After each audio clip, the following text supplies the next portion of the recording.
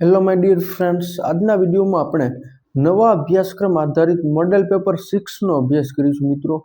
ધોરણ 1 થી 5માં જે ટેટ 1ની એક્ઝામ લેવામાં આવનારી છે મિત્રો 21 તારીખે ડિસેમ્બર મહિનાની, તેમાં મિત્રો આજે મોડેલ પેપર 6નો અભ્યાસ કરીશું. આપણે મોડેલ પેપર 5 સુધી જોઈ ચૂક્યા છીએ અને આ મોડેલ પેપરમાં જે ક્વેશ્ચન આપેલા છે તે મિત્રો મોસ્ટ ઇમ્પોર્ટન્ટ ક્વેશ્ચન છે.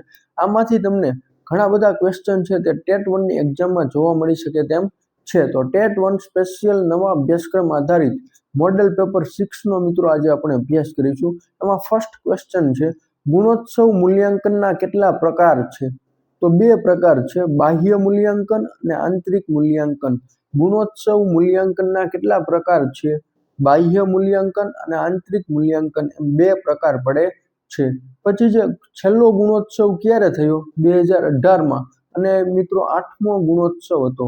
છેલ્લો ગુણોત્સવ ક્યારે થયો? 2018માં, અને એ 8મો ગુણોત્સવ હતો.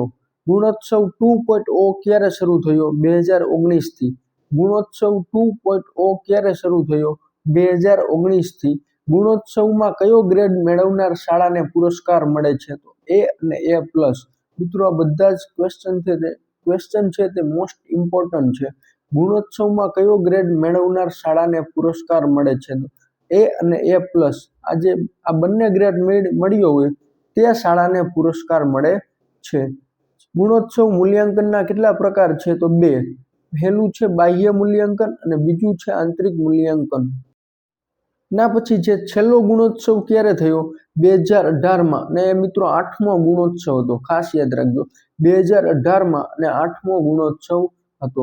પછી જે ગુણોત્સવ 2.0 ક્યારે શરૂ થયો? તો 2019થી. 2019થી. ગુણોત્સવમાં કયો ગ્રેડ મેળવનાર શાળાને પુરસ્કાર મળે છે? A અને A+.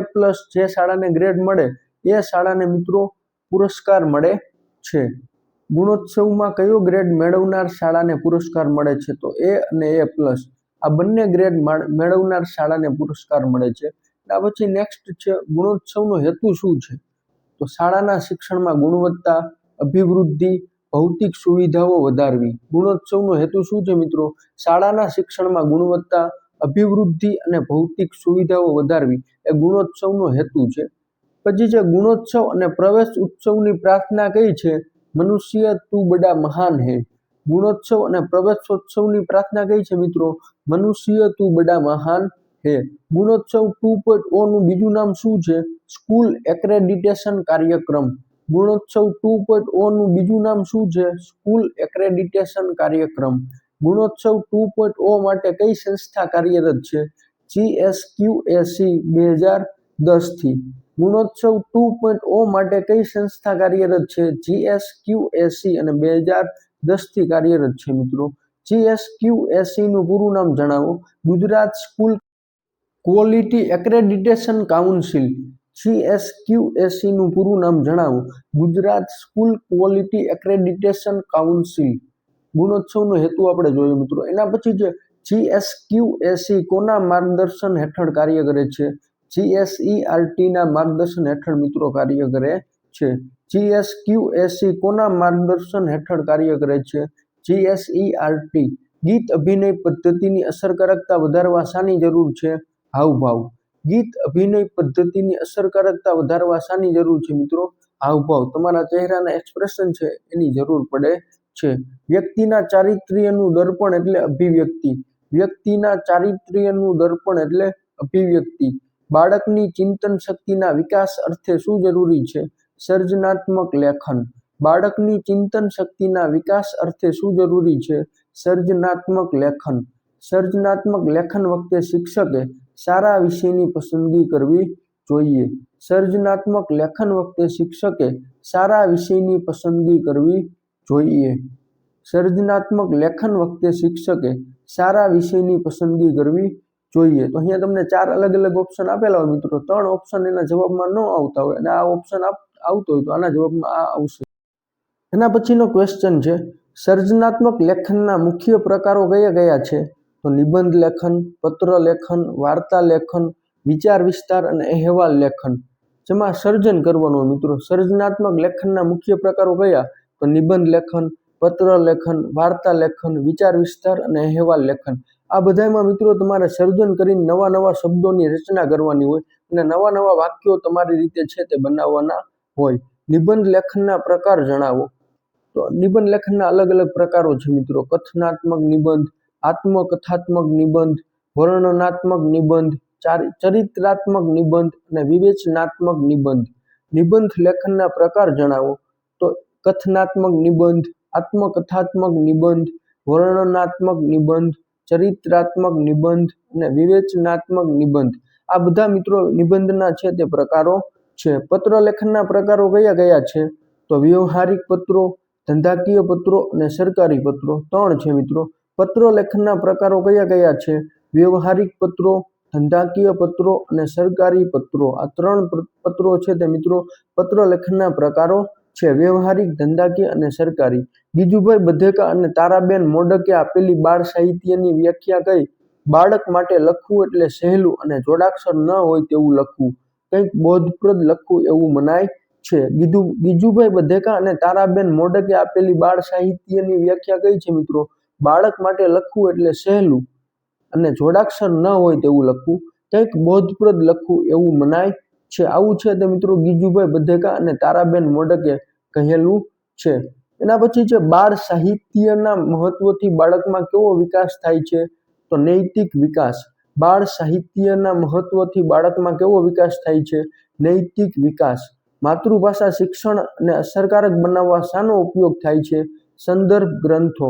માતૃભાષાના શિક્ષણને અસરકારક બનાવવા માટે શાનો ઉપયોગ થાય છે? સંદર્ભ ગ્રંથો. વાંચન કૌશલ્યના વિકાસ માટે વર્ગ શિક્ષણ કાર્યમાં મુખ્ય 2 પ્રકારના વાંચનનો ઉપયોગ થાય છે. કયા કયા? તો પ્રક્રિયાગત અને હેતુ આધારિત.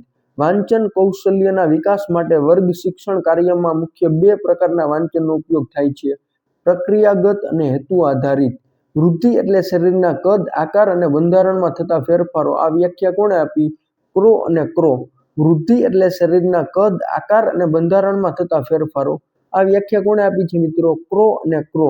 વૃદ્ધિને શારીરિક પરિવર્તનોમાં જોઈ શકાય છે, તેથી વૃદ્ધિ એટલે કોષીય ગુણાકાર. આ વ્યાખ્યા કોણે આપી? ફ્રેન્ડ. વૃદ્ધિને શારીરિક પરિવર્તનોમાં જોઈ શકાય છે, તેથી વૃદ્ધિ એટલે કોષીય ગુણાકાર. આ વ્યાખ્યા કોણે આપી? ફ્રેન્ડ. બાળ સાહિત્યના મહત્વથી બાળકમાં કેવો વિકાસ થાય છે? નૈતિક વિકાસ. તમને 4 અલગ અલગ ઓપ્શન આપેલા હોય તો એના જવાબમાં મિત્રો આવશે નૈતિક વિકાસ. માતૃભાષાના શિક્ષણને અસરકારક બનાવવા માટે શાનો ઉપયોગ થાય છે? સંદર્ભ ગ્રંથો. અલગ અલગ 4 ઓપ્શન આપેલા હોય તો એના જવાબમાં આવશે સંદર્ભ ગ્રંથો. વાંચન કૌશલ્યના વિકાસ માટે વર્ગ શિક્ષણ કાર્યમાં મુખ્ય 2 પ્રકારના વાંચનનો ઉપયોગ થાય છે. કયા કયા? તો પ્રક્રિયાગત અને હેતુ આધારિત. આ 2 પ્રકારના વાંચનનો મિત્રો ઉપયોગ થાય છે. અહીંયા તમે જોઈ શકો છો મિત્રો, તમને ફોટો આપેલો છે. અહીંયા તમે ફોટામાં પ્લેલિસ્ટ અને કોર્સિસ નામનો ઓપ્શન જોઈ રહ્યા છો. તો મિત્રો પ્લેલિસ્ટ અને કોર્સિસ નામના ઓપ્શનમાં 2 માંથી કોઈ પણ એક ઓપ્શનમાં ટચ કરશો એટલે મિત્રો અહીંયા ટેટ 1 લખેલું આવશે. તો ટેટ 1 માં તમે ટચ કરશો એટલે ટેટ 1 ને લગતા મિત્રો 40 થી વધારે વિડીયો જોવા મળશે. અને આ બધા જ વિડીયો મિત્રો ટેટ 1 ની પરીક્ષાને લગતા છે.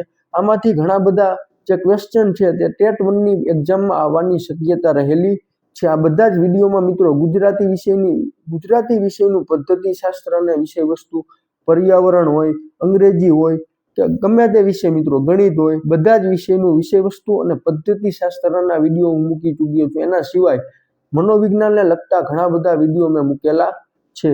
તો આ ટેટ 1 ને લગતા મિત્રો ઘણા બધા વિડીયો મારી ચેનલ પર જોવા મળશે તમને. આ વિડીયોમાં જે MCQ આપેલા છે મિત્રો, અથવા તો એક વાક્યના જે પ્રશ્નો આપેલા છે તે બધા જ પ્રશ્નો મોસ્ટ ઇમ્પોર્ટન્ટ છે. એમાંથી ઘણા બધા ક્વેશ્ચન તમને ટેટ 1 ની એક્ઝામમાં જોવા મળી શકે તેમ છે. તો મિત્રો આ બધા જ વિડીયો એકવાર જોઈ લેજો તમે.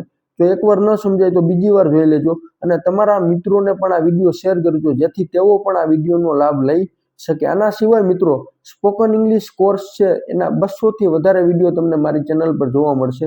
જો તમે અંગ્રેજી શીખવા માંગતા હોય તો સ્પોકન ઇંગ્લિશનો ફ્રી કોર્સ મેં મિત્રો લોન્ચ કરેલો છે. પ્લેલિસ્ટમાં તમે ટચ કરશો એટલે સ્પોકન ઇંગ્લિશ કોર્સ લખેલું હશે. તો તેમાં મિત્રો 60 વિડીયો જોવા મળશે. અને એના સિવાય મિત્રો ઇંગ્લિશના ટોટલ 200 થી વધારે વિડીયો મેં આપણી ચેનલ પર મૂકી દીધા છે. તો આ બધા જ વિડીયો મિત્રો જોઈ લેજો, એટલે તમારું અંગ્રેજી છે તે 100% ઇમ્પ્રૂવ થઈ જશે. સ્પેશિયલ સ્પોકન ઇંગ્લિશ કોર્સ છે મિત્રો. જો તમે એ કોર્સ બજારમાં ખરીદવા જશો તો એના ઓછામાં ઓછા મિત્રો 5,000 થી 6,000 રૂપિયા થશે, પરંતુ મેં આ કોર્સ સાવ ફ્રી ઓફ કોસ્ટ આપેલો છે.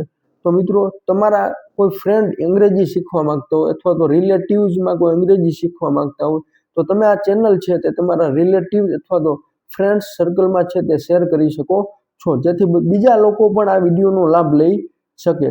તો મિત્રો, આપણે આ વિડીયોમાં ટોટલ 23 સુધીના MCQ જોયા. એના પછી આપણે નેક્સ્ટ જોઈશું. નેક્સ્ટ છે 24મો MCQ. બાળક જન્મે પુખ્તતા પ્રાપ્ત કરે ત્યાં સુધીમાં માથામાં 2 ગણો, છાતીમાં 2.5 ગણો, ધડમાં 3 ગણો, હાથમાં 4 ગણો અને પગમાં 5 ગણો વધારો થાય છે. આવું કોણે કહ્યું? એલિઝાબેથ હરલોક. બાળક જન્મે પુખ્તતા પ્રાપ્ત કરે ત્યાં સુધીમાં માથામાં 2 ગણો, છાતીમાં 2.5 ગણો, ધડમાં 3 ગણો, હાથમાં 4 ગણો અને પગમાં 5 ગણો વધારો થાય છે. આવું કોણે કહ્યું? એલિઝાબેથ હરલોક. વૃદ્ધિ એ વાતાવરણની નહીં પરંતુ સજીવની અંદર થતી પોતાની ક્રિયાનું પરિણામ છે. આ વ્યાખ્યા કોણે આપી? આર્નોલ્ડ ગેસેલ. વૃદ્ધિ એ વાતાવરણની નહીં પરંતુ સજીવની અંદર થતી પોતાની ક્રિયાનું પરિણામ છે. આ વ્યાખ્યા કોણે આપી? આર્નોલ્ડ ગેસેલ. વૃદ્ધિ એ વાતાવરણની નહીં પરંતુ સજીવની અંદર થતી પોતાની ક્રિયાનું વર્ણન છે. આ વ્યાખ્યા કોણે આપી? પોતાની ક્રિયાનું પરિણામ છે. તો આ વ્યાખ્યા મિત્રો આર્નોલ્ડ ગેસેલે આપેલી છે. વૃદ્ધિ એ ઊંચાઈ, કદ અને વજન જેવા શારીરિક પરિણામોના વધારાનું સૂચન કરે છે. આ વ્યાખ્યા કોણે આપી? S.S. ચૌહાણ.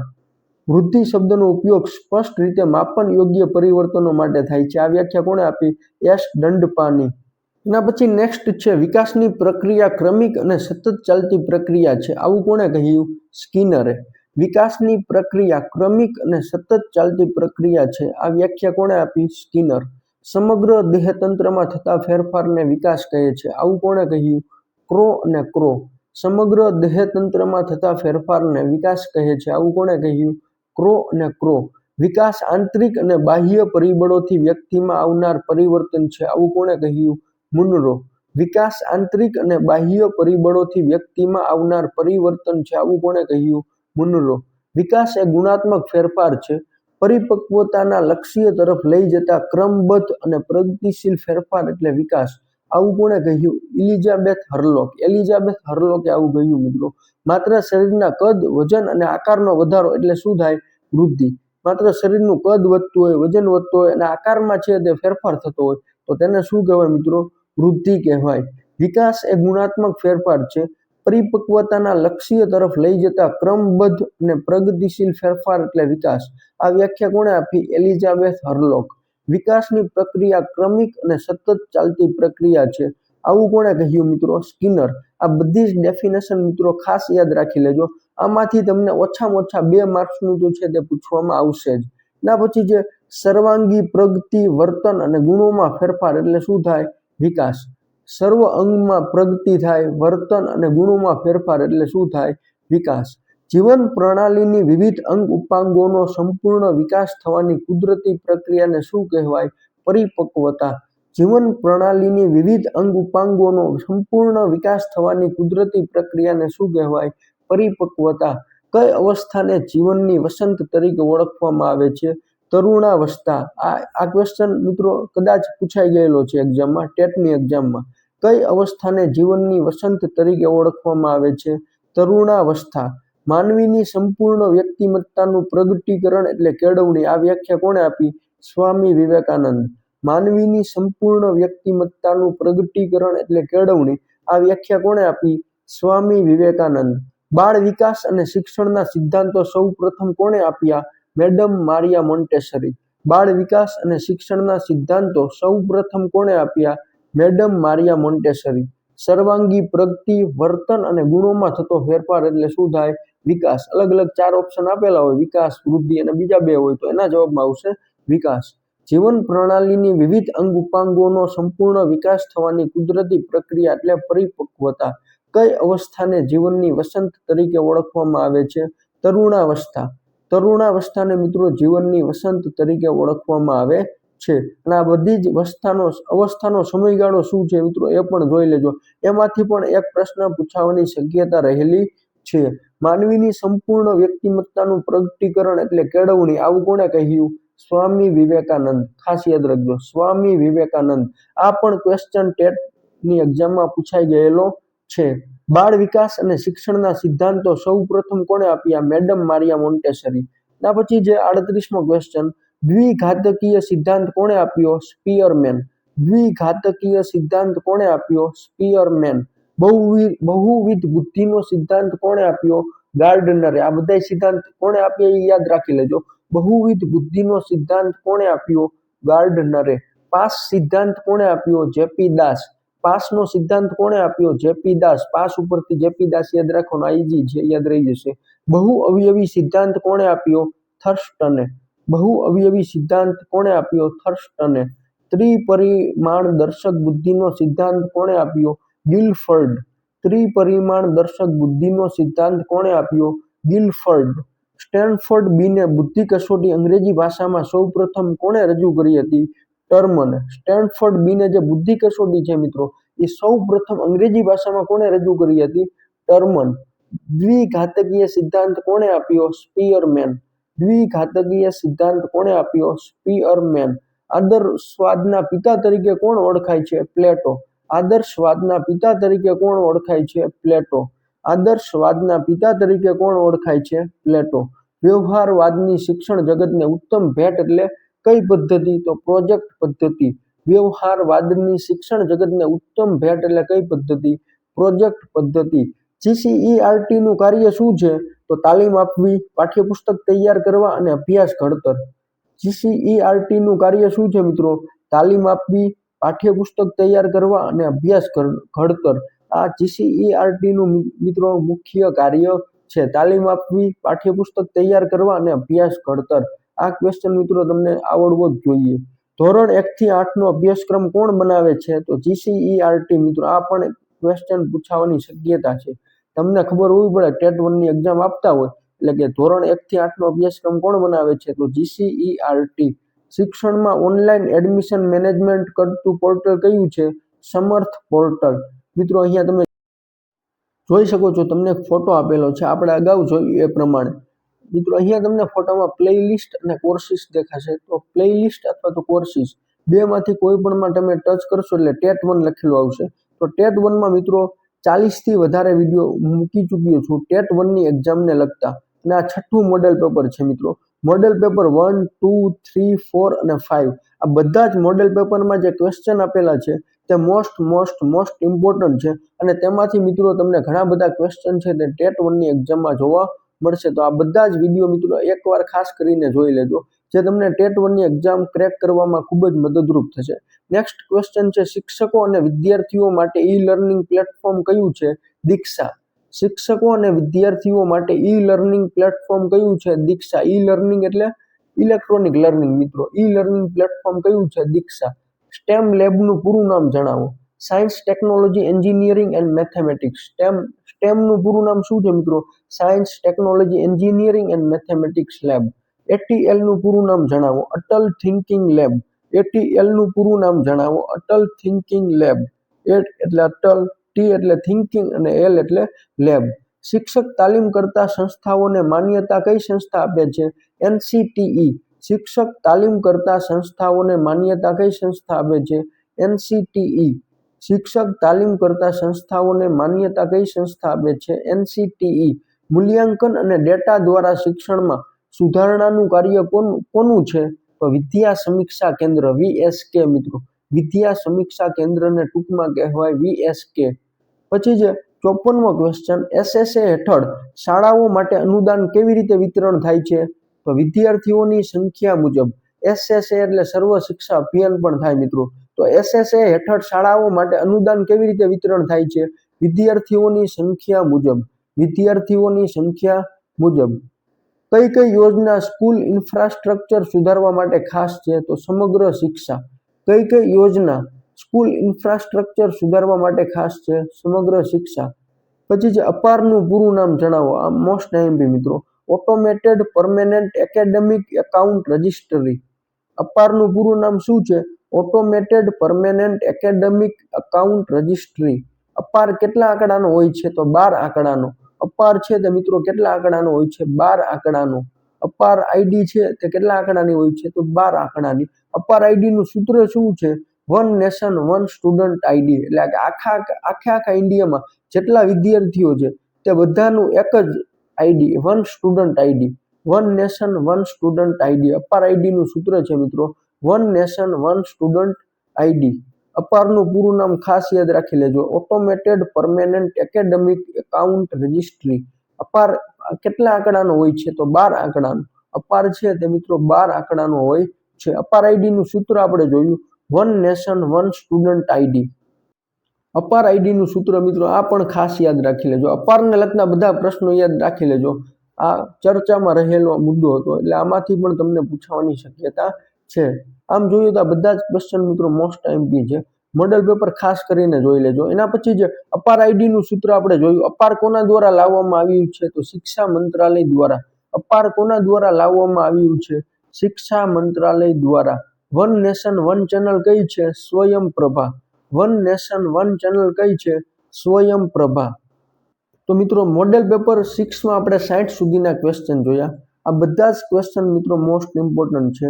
મિત્રો જો તમને આ વિડીયો ગમ્યો હોય તો વિડીયોને લાઇક, શેર તેમજ ચેનલને સબસ્ક્રાઇબ કરવાનું ભૂલશો નહીં અને આ વિડીયોને હાઇપ કરી દેજો જેથી ઘણા બધા લોકો સુધી આ વિડીયો પહોંચે.